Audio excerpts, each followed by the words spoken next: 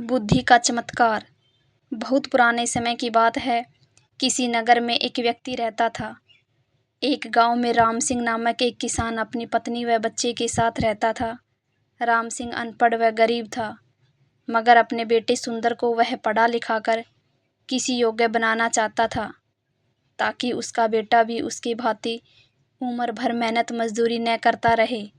अपने पुत्र से उसे बड़ी आशाएं थी। लाखों सपने उसने अपने पुत्र को लेकर संजो डाले थे। वहीं उसके बुढ़ापे की लाठी था। उसका बेटा सुंदर भी काफ़ी बुद्धिमान था। वह गांव के पंडित कस्तूरीलाल के पास जाकर शिक्षा ग्रहण करता था। उसने भी अपने मन में यही सोचा हुआ था कि वह भी पढ़ लिख कर बड़ा आदमी बनेगा और अपने माँ बाप के कदमों में दुनिया भर की सारी खुशियाँ और सारे सुख लाकर डाल देगा। इंसान यदि किसी लक्ष्य को निर्धारित कर ले और सच्चे मन से उसे पाने का प्रयास करे, तो वह उसमें सफलता प्राप्त कर ही लेता है। ऐसा ही सुंदर के साथ भी हुआ। वह अपनी कक्षा में अच्छे नंबरों से उत्तीर्ण हुआ। सारे गांव में उसकी खूब वाह वाह हुई। अपने बेटे की इस सफलता पर राम सिंह का मस्तक भी गर्व से ऊंचा हो उठा। एक रात राम सिंह ने अपनी पत्नी से कहा, सुंदर की माँ, मेरे मन में सुंदर को लेकर काफ़ी दिनों से एक विचार उठ रहा है। कहो जी। राम सिंह की पत्नी ने कहा, ऐसी क्या बात है? क्या सुंदर की शादी ब्याह का विचार बनाया है? अरे भगवान, शादी ब्याह तो समय आने पर हम उसका करेंगे ही, मगर अभी उसे अपने पैर पर तो खड़ा होने दे। मेरा तो यह विचार है कि क्यों न हम उसे शहर भेज दें, ताकि वहाँ जाकर कोई अच्छा सा काम धंधा सीखकर कुछ बनकर दिखाएं। यहाँ गांव में तो बस मेहनत मजदूरी का ही धंधा है। पढ़ने लिखने के बाद यदि उसे यही धंधा करना है, तो पढ़ाई लिखाई का लाभ ही क्या है?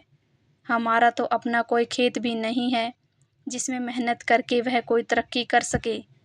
मगर सुंदर के बापू, सुंदर ने तो आज तक शहर देखा ही नहीं है। हम किसके भरोसे उसे शहर भेज दें? सुंदर की माँ कमला ने कहा, माना कि हमारा सुंदर समझदार और सूझबूझ वाला है। शहर में कोई ऐसा काम की तलाश मिलेगा, मगर शहर में टिकने में कोई ठिकाना भी तो होना चाहिए। सुनो सुंदर की माँ, शहर में मेरा एक मित्र है।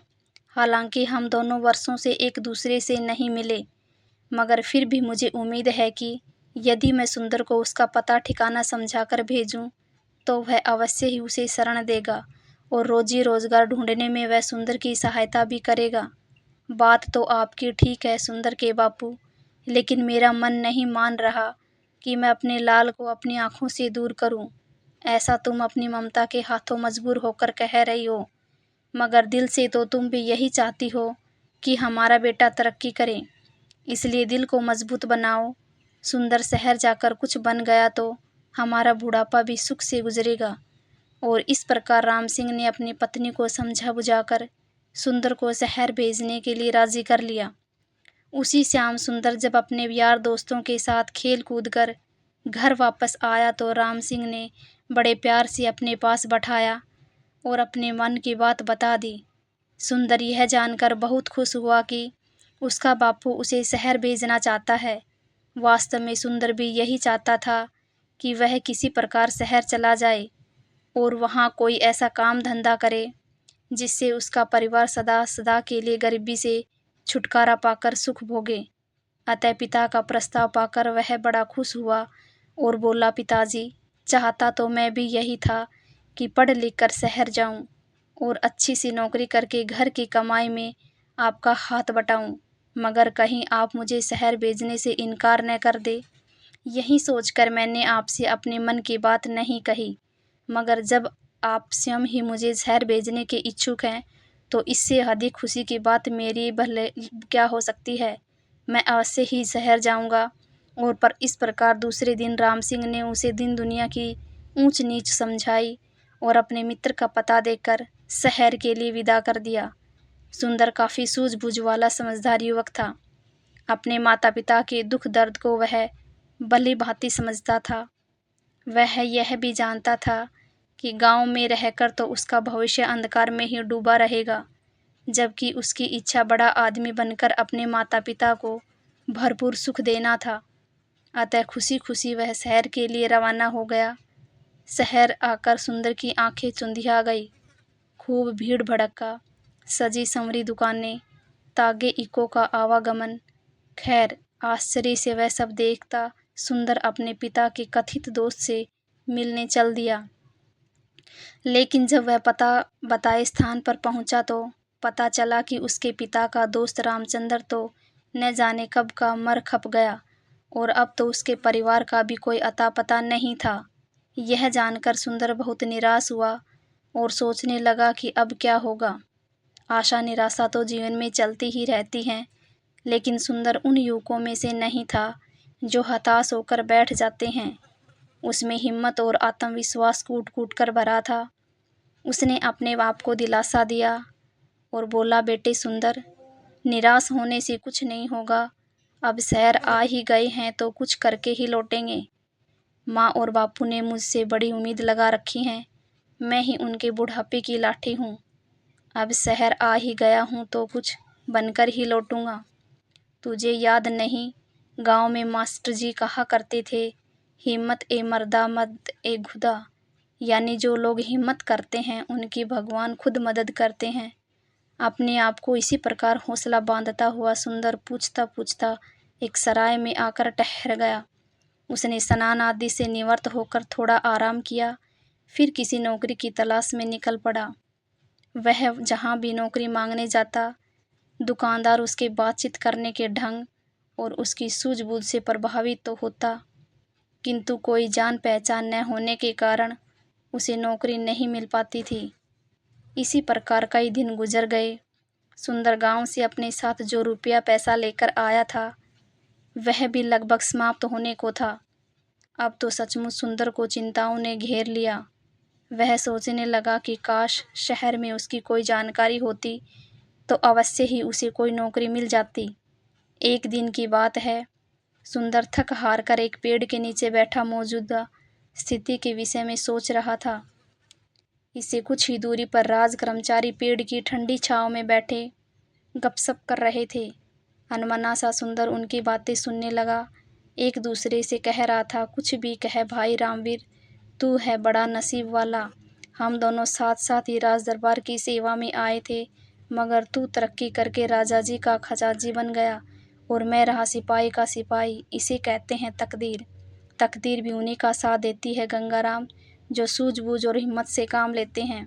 मैं अपनी सूझबूझ से कुछ ऐसे काम किए कि महाराज का विश्वास पात्र बन गया और उन्होंने मेरी ईमानदारी देखकर मुझे खजांची बना दिया। न भाई, तू जरूर किसी साधु या फकीर से कोई मंत्र वंत्र पढ़वा कर लाया होगा जो इतनी जल्दी इतनी तरक्की कर ली, वरना मैं क्यों न किसी ऊंचे पद पर पहुंच गया। भैया, तू मुझे भी अपनी कामयाबी का राज बता। तेरे जैसे लोग इसी चक्कर में रहते हैं कि पकी पकाए मिल जाए और खा लें। अरे भाई, अगर इंसान में हिम्मत, हौसला, ईमानदारी, साहस और सूझबूझ हो तो वह पहाड़ को खोदकर नहीं बहा दे। देख, तू वह मरा हुआ चूहा देख रहा है ना? रामवीर ने सड़क के किनारे पड़े एक मरे चूहे की ओर इशारा किया। हाँ, देख रहा हूँ। आने जाने वाले लोग भी इसे देख रहे हैं और घृणा से थूक कर दूसरी ओर मुंह फेर कर निकल रहे हैं।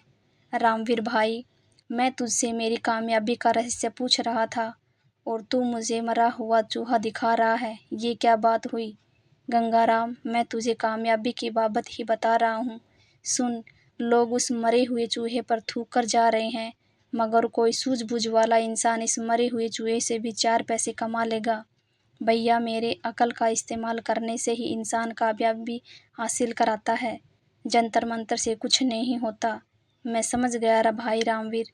निराश सा होकर गंगाराम बोला, तू मुझे अपनी कामयाबी का राज बताना नहीं चाहता। खैर, कभी तो मेरे भी दिन बदलेंगे। अब चलते हैं। इस प्रकार वे दोनों राज कर्मचारी उठकर चले गए। वे तो चले गए, मगर खजांची रामवीर की चूहे वाली बात ने सुंदर के दिमाग में खलबली सी मचा दी। उसके दिमाग में रामवीर की कही बात बार बार गूंज रही थी। लोग उस मरे हुए चूहे पर थूक थूक कर जा रहे थे, मगर कोई सूझबूझ वाला इंसान इस मरे हुए चूहे से भी 4 पैसे कमा लेगा, 4 पैसा कमा लेगा, 4 पैसे कमा लेगा। सुंदर सोचने लगा, खजांची की बात में दम है। जिस देश में मिट्टी भी बिकती हो वहाँ कोई चीज़ बेचना मुश्किल नहीं। मगर इस मरे हुए चूहे को खरीदेगा कौन? कैसे कमाएगा कोई इससे 4 पैसे? चूहे को घूरते हुए सुंदर यही सोच रहा था, लेकिन उसकी समझ में नहीं आ रहा था। तभी सड़क पर उसे एक तांगा आता दिखाई दिया। तांगे में एक सेठ बैठा था, जिसने एक बिल्ली को अपनी गोद में दबोचा हुआ था। बिल्ली बार बार उसकी पकड़ से छूटने की कोशिश कर रही थी। अभी घोड़ा गाड़ी सुंदर के आगे से गुजरी ही थी कि बिल्ली सेठ की गोद से कूदी और सड़क के किनारे की झाड़ियों में जा घुसी। अरे अरे तांगे वाले, तांगा रोको, मेरी बिल्ली कूद गई, सेठ चिल्लाया। तांगा रुका और सेठ उतरकर तेजी से झाड़ियों की तरफ लपका। अरे भाई तांगे वाले देखो, मेरी बिल्ली उन झाड़ियों में जा घुसी है, उसे पकड़ने में मेरी मदद करो। सेठ झाड़ियों के पास जाकर बिल्ली को बुलाने लगा। आ पुस्सी पुस्सी आओ। इसी बीच तांगे वाला और सुंदर सहित कुछ अन्य लोग भी वहां जमा हो गए थे। अरे भाई, मैं किसी खास प्रयोजन से इस बिल्ली को खरीद कर लाया हूँ, कोई इसे बाहर निकालने में सहायता करो। सेठ बेताब होकर एकत्रित हो गए, लोगों से गुहार कर रहा था, जबकि झाड़ियों में घुसी बिल्ली पंजे झाड़ झाड़ कर गुर्रा रही थी। देख नहीं रहे हो सेठ जी की बिल्ली किस प्रकार गुर्रा रही है? एक व्यक्ति बोला। हाथ आगे बढ़ाते ही झपट पड़ेगी। यह सब देखकर सुंदर के मस्तिष्क में राजा के खजांची की बात गूंज गई। कोई सूझबूझ वाला इंसान इस मरे हुए चूहे से भी 4 पैसे कमा लेगा। सुंदर के मस्तिष्क में धमाका सा हुआ और तुरंत उसके मस्तिष्क में एक युक्ति आ गई। वह सेठ से बोला, सेठ जी, अगर मैं आपकी बिल्ली को काबू करके दूं तो आप मुझे क्या दोगे? आए सेठ जी ने तुरंत सुंदर की ओर देखा और बोला, भाई, तू मेरी बिल्ली को काबू करके देगा तो मैं तुझे चांदी का एक सिक्का दूंगा। चांदी का सिक्का? सुंदर के मुंह में पानी भर आया। ठीक है, आप यहीं रुकिए, मैं अभी आपकी बिल्ली काबू करके आपको देता हूँ। कहकर सुंदर दौड़ा दौड़ा उसी दिशा में गया जिधर मरा हुआ चूहा पड़ा था। वाह बेटा सुंदर, बन गया काम। उस खजांची ने ठीक ही कहा था कि यदि सूझबूझ से काम लिया जाए तो इस मरे हुए चूहे से भी 4 पैसे कमाए जा सकते हैं। सुंदर ने मन ही मन खुश होते हुए एक रस्सी तलाश की और चूहे की गर्दन में फंदा डालकर झाड़ियों की ओर चल दिया। हटो हटो सब पीछे हटो। भीड़ को एक ओर हटाता हुआ सुंदर बोला, बिल्ली अभी बाहर आती है। अरे मरा हुआ चूहा, यह तो वहाँ पड़ा था, किसी ने कहा। दूसरा बोला, भाई वाह, इस लड़के ने तो मौके का फ़ायदा उठाकर एक सिक्का कमा लिया। इसे कहते हैं बुद्धि का करिश्मा। यह लड़का अवश्य ही एक दिन बड़ा आदमी बनेगा। लोग तरह तरह की बातें बनाने लगे। सुंदर झाड़ियों के करीब बैठ गया और रस्सी से बंधे चूहे को बिल्ली के सामने लहराने लगा। मोटे चूहे को देखकर बिल्ली के मुंह में पानी भर आया। एक नज़र उसने मैत्री भाव से सुंदर की ओर देखा, फिर दुम हिलाती हुई धीरे धीरे सुंदर के करीब आने लगी। सभी लोग उस उत्सुकता से यह तमाशा देख रहे थे और फिर कुछ ही पलों बाद चूहे के लालच में जैसे ही बिल्ली बाहर आई, सुंदर ने उसकी पीठ पर प्यार से हाथ फेरा और उसे गोद में उठा लिया।